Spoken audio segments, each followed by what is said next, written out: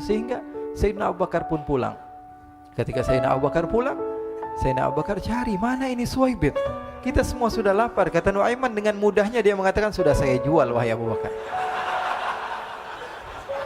Pulang ke Madinah, kisah ini diceritakan di hadapan Rasulullah SAW. Maka perawi mengatakan, fadhahikan nabiyyu hatta badat nawajiduhu. Ketika diceritakan kisah Nuaiman tersebut dengan Suwaibit, Rasulullah tertawa sejadi-jadinya sehingga gigi geraham Rasulullah SAW nampak di wajah mata para sahabat. Sehingga perawi lain mengatakan, 1 tahun berlalu Rasulullah setiap ada tamu yang datang pada Rasulullah, Rasulullah akan ceritakan kisah Nuaiman menjual Suwaibit tersebut. Bahkan dikatakan tidaklah Rasulullah SAW dalam keadaan bersedih kecuali Nuaiman datang, Rasulullah akan tersenyum. Jadi sebagian sahabat itu senang kalau sudah Nuaiman datang, pasti Rasulullah bahagia.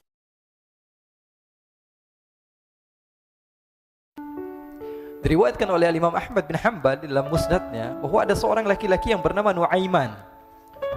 Ini Nuaiman di kehidupan Rasulullah SAW ada orang yang seperti itu gitu. Orang yang sering minum minuman keras. Rasulullah SAW marah, murka. Rasulullah kalau yang berhubungan dengan Rasulullah tidak marah. Tapi kalau sudah berhubungan dengan agama, Rasulullah SAW adalah orang yang paling marah, orang yang paling istiqamah dalam kebenaran. Maka Rasulullah panggil Nuaiman, apa yang kau lakukan? Dia katakan, aku minum minuman keras ya Rasulullah. Rasulullah cambuk dia.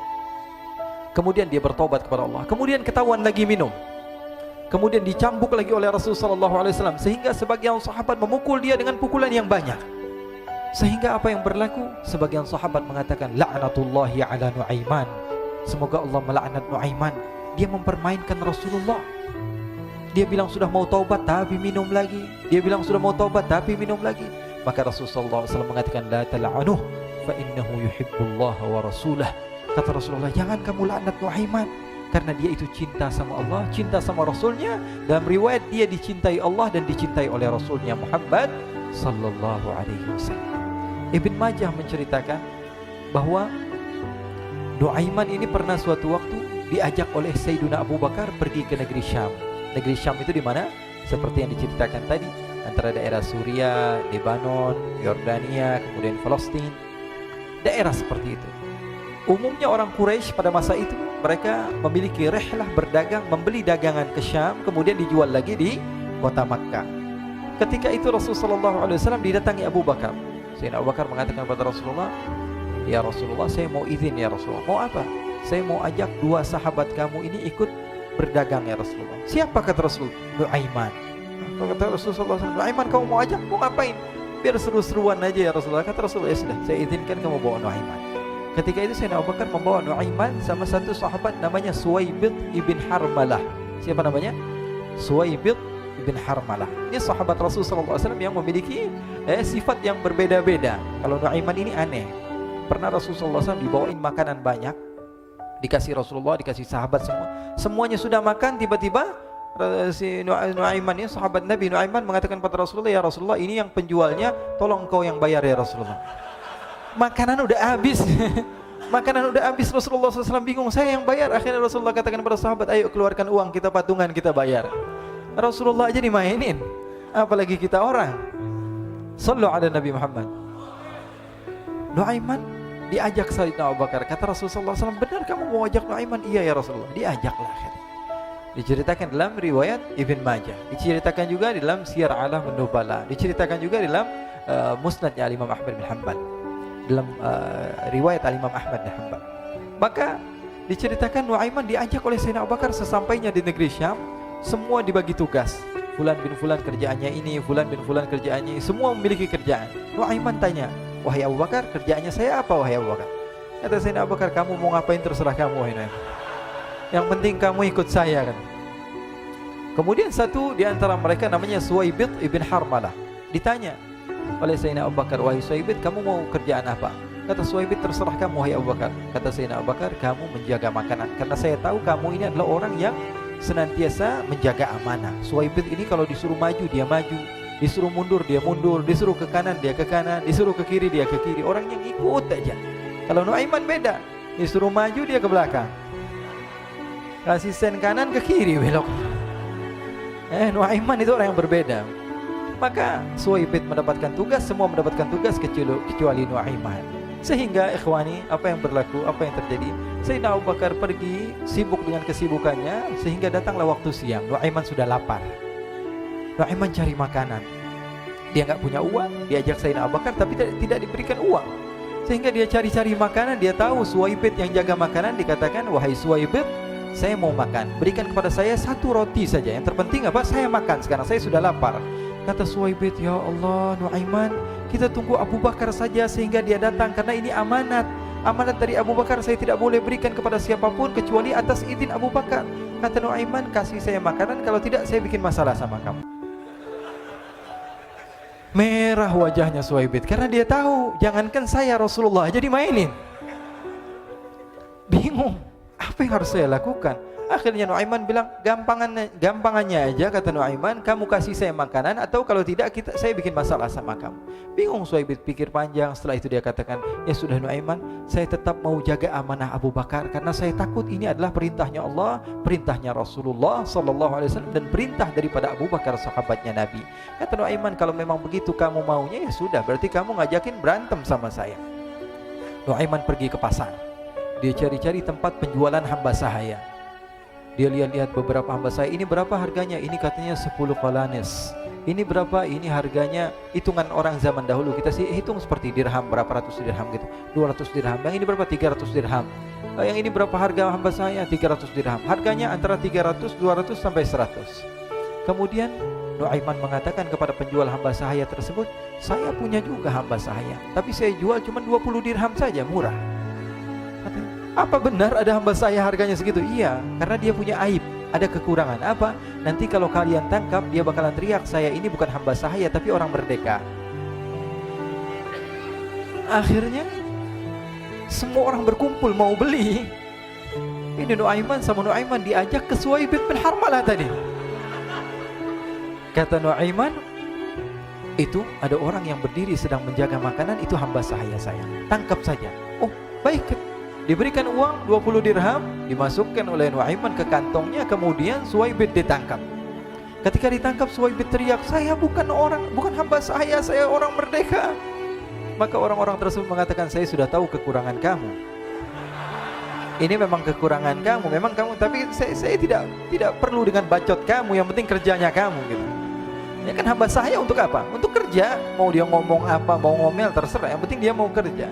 Akhirnya ditangkaplah Suwaibid dan dijual di pasar. Nuaiman punya uang banyak ini. Dia beli makanan, dia beli minuman, dia beli hadiah buat Rasulullah. Dia beli macam-macam di negeri Syam ini. Waktu itu adalah superpower, adidaya, Romawi.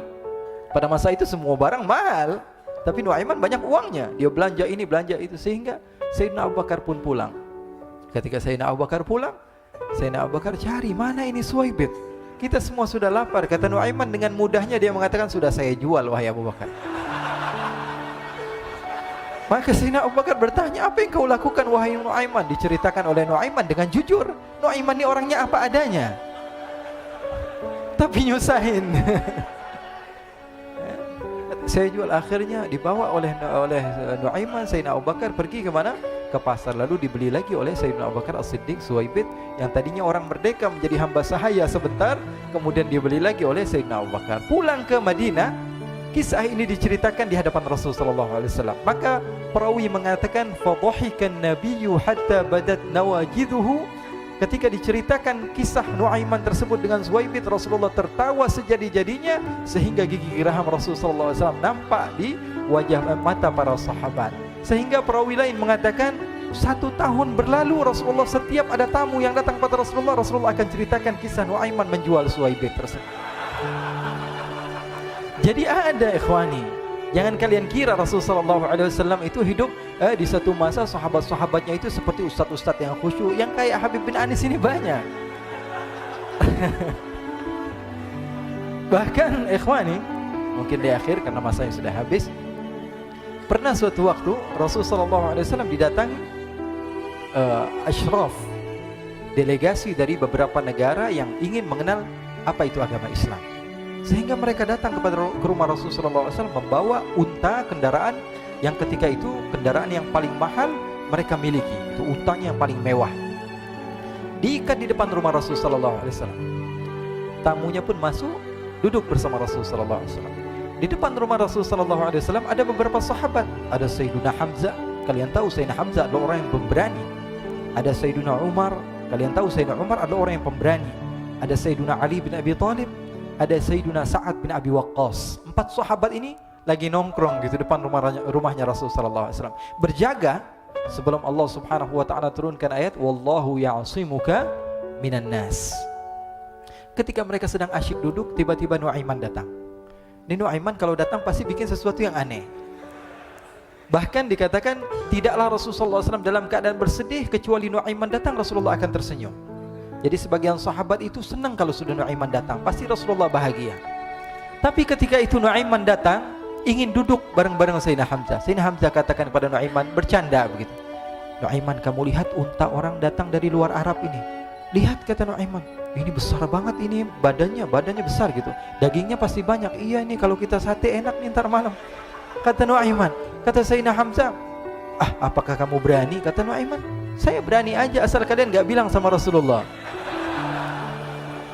Kata Sayyidina Hamzah, benar wahai Nuaiman, benar kan? Akhirnya Sayyidina Hamzah lupa masalah itu, cuma bercanda-bercanda saja. Sayyidina Hamzah lagi asik sama Sayyidina Umar, Sayyidina Ali. Tiba-tiba apa? Ternyata ketika dia melihat unta tersebut sudah pisah antara kepala sama badannya. Nuaiman mengatakan, wahai Hamzah, ini unta saya sudah potong, saya mau pergi sebentar. Kalau Rasulullah cari saya, tolong jangan beritahu di mana saya. Nanti kalau keadaan sudah aman, mari kita nyate bareng-bareng. Ini ada yang seperti itu di zaman Rasul sallallahu alaihi wasallam. Maka dia pun berlari dan berlari mencari satu tempat supaya Rasul sallallahu alaihi wasallam dia selamat daripada Rasul sallallahu alaihi wasallam. Sehingga Sayyidina Hamzah bingung, ini kalau Rasulullah keluar gimana? Ada Hamzah Asadullah, ada Ali bin Abi Thalib, ada Umar, enggak bisa jaga kendaraannya tamunya Rasulullah sallallahu alaihi wasallam. Akhirnya benar apa yang terjadi, ikhwani. Rasul sallallahu alaihi wasallam tamunya mau pulang. Ketika dia buka pintu tamu melihat apa? Untanya sudah begitu. Mereka teriak, "Wa naqatah, unta kami wahai Muhammad. Baru mau kenal Islam, unta kami, kendaraan kami sudah dibuang." Rasul sallallahu alaihi wasallam lihat Sayyidina Hamzah, lihat Sayyidina Ali. Mereka enggak bisa ngomong, mereka hanya bilang apa? Nuaiman ya Rasulullah. Rasulullah perintahkan Sayyidina Umar, wahai Umar, sekarang kamu ambil uang, kemudian kamu gantikan, kemudian kamu berikan 2 kali lipat daripada harta unta ini, sehingga apa?